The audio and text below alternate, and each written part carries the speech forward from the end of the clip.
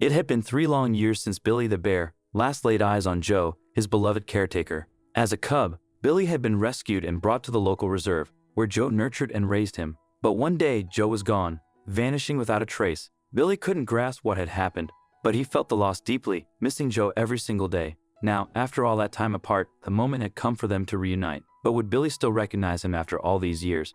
Watch closely to see how the bear reacts. Joe had always been a kind and caring person, making sure Billy had everything he needed to grow up healthy. He would spend hours playing with Billy, hand-feeding him, and even taking walks together around the reserve. But one day, Joe suddenly disappeared. Billy was heartbroken and didn't want anything to do with the other caretakers. He waited every day, hoping Joe would come back. As days turned into weeks and months and then years, Billy started losing hope. Where had Joe gone? As more time passed, it became clear that Joe wasn't coming back. Billy became more withdrawn, refusing food from the remaining caretakers and spending most of his time alone in his cave. The director and the staff knew they had to do something. Billy couldn't stay at the reserve anymore. He wasn't eating or interacting with the other bears, and it was affecting his health. "We can't let this go on," the director said. The decision was made to release Billy back into the wild, even though some staff thought Joe should know. However, the management disagreed. A week later, Billy was taken by truck to a remote forest where other bears lived. When the doors opened, Billy was set free. The caretakers watched sadly as he disappeared into the dense forest, but they believed it was the right thing to do. The only worry they had was that Joe still didn't know about it. Perhaps, they thought, the director had his reasons for keeping it from Joe. In fact, Joe had run into financial difficulties. Rising living expenses and the cost of caring for his ailing mother had finally become too much, and he could no longer afford to pay the rent on his house, a house that stood on the reserve's property and was owned by the director. Many discussions had taken place in the months leading up to Joe's departure. Joe had wanted to continue living on the reserve so he could stay close to his bear friend Billy, but the director refused to allow it. Joe was let go and was no longer welcome on the property. Billy had been released into the wild, and Joe had no idea. Sitting with his aunt and uncle, where he and his mother were staying, Joe felt defeated. "How did I throw away my future like this?" he wondered. Being separated from the reserve, and especially from Billy, left an empty space in his heart. Slowly, Joe rebuilt his life. Within 3 years, he got a job as a zoo attendant, working with animals again, though nothing filled the void Billy had left. But one sunny Monday, everything changed. After work, Joe returned to his own home. His mother was in a care facility, doing well. Thanks to her encouragement, Joe had found the strength to move forward. Then the doorbell rang. He needed to forget Billy and everything related to the park. "Lingering in the past will only bring you misery, Joe," he convinced himself. But when the doorbell rang and Joe opened it, he suddenly felt like he was seeing a ghost from the past standing in front of him. It was an old colleague Joe had worked with at the reserve. The woman wasn't in her work clothes, which Joe had to get used to. After all, he had only ever seen Lindsay in uniform, as it was mandatory at the reserve. "Hi, Lindsay. How are you? What brings you here?" Joe asked the clearly emotional woman. Lindsay explained that she had also been fired by the director for exactly the same reason as Joe's dismissal.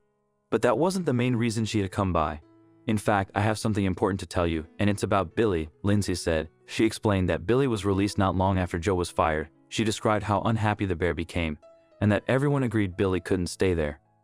"But why has no one ever said anything to me about this?" Joe asked, shocked. Lindsay explained that they were forbidden by the director from sharing Billy's situation with Joe. "That nasty man really didn't like you, huh?" Lindsay said, smiling gently. "The director threatened to fire anyone who even spoke out of turn. But now that I've been fired, I can finally tell you what happened." Lindsay revealed that they had released Billy not far from the reserve. Joe's current home and the reserve were near the Rocky Mountains, where large groups of bears lived in the wild. Somewhere among all those trees, rivers, and bear families was his Billy. Joe couldn't believe his ears. He jumped up from his chair and hugged Lindsay for what felt like 2 minutes. "That grudge against that nasty man, I've long since let it go. But the fact that I might be able to see Billy again is incredible. What are we waiting for? We have to go find him," Joe shouted excitedly.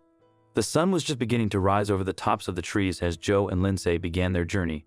They had prepared everything to perfection the night before. You don't just trek into the Rocky Mountains without planning, after all. All the supplies were in their backpacks, and now they were ready to hit the road. Their goal was simple but ambitious.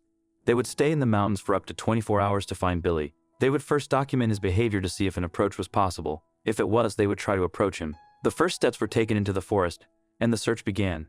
As Joe went deeper into the wilderness, he felt a sense of excitement and curiosity again. Adrenaline and joy coursed through his body, a feeling he hadn't experienced in years. Of course, he hoped to see Billy again. But the uncertainty of what he might encounter was part of the adventure. They hiked for hours, taking in the splendor of the Rockies. It was beautiful, and for a moment, both Joe and Lindsay forgot what they had come for. But that feeling didn't last long. As the day progressed, Joe felt a growing sense of frustration. They had searched for hours and hadn't seen a single bear. He knew the bears were out there. He had spotted wet footprints in the mud and droppings all over the place, but there was no sign of a live bear. And of course, even if they did find one, it didn't necessarily mean it would be Billy. What on earth have we gotten ourselves into? Joe cried. Just as he was beginning to lose hope, he heard rustling in the bushes nearby. He froze, his heart racing with excitement. Could this be the moment he had been waiting for? As he approached the bushes, he caught a glimpse of brown fur for just a split second. It was a bear. Joe's heart skipped a beat as he watched the animal carefully. The bear seemed to be busily searching for food, completely unaware of Joe's presence. Joe couldn't believe his luck. This was exactly what he had been hoping for, but the big question remained. Was this bear his Billy? How do you know it's Billy? Lindsay asked Joe. Joe chuckled softly to avoid startling the bear. There's only one way to find out. Joe stepped forward confidently at first, but the bear immediately turned and looked at him sternly. In that moment, Joe's nerves spiked. What if he had misjudged the situation?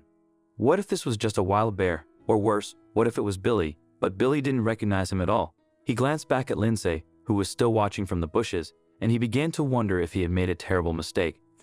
Joe turned back to see the large brown bear standing just a few feet away, its piercing eyes locked on him. Joe's heart raced as he realized he might be face to face with a wild animal. He knew he had to stay calm and do everything he could to avoid making the bear feel threatened. Slowly, Joe began to step back, keeping his eyes on the bear while moving his hand toward the pepper spray in his backpack. It's now or never, Joe thought to himself. If I don't do something soon, this could go very wrong. But just as Joe was about to act, the bear did something incredible.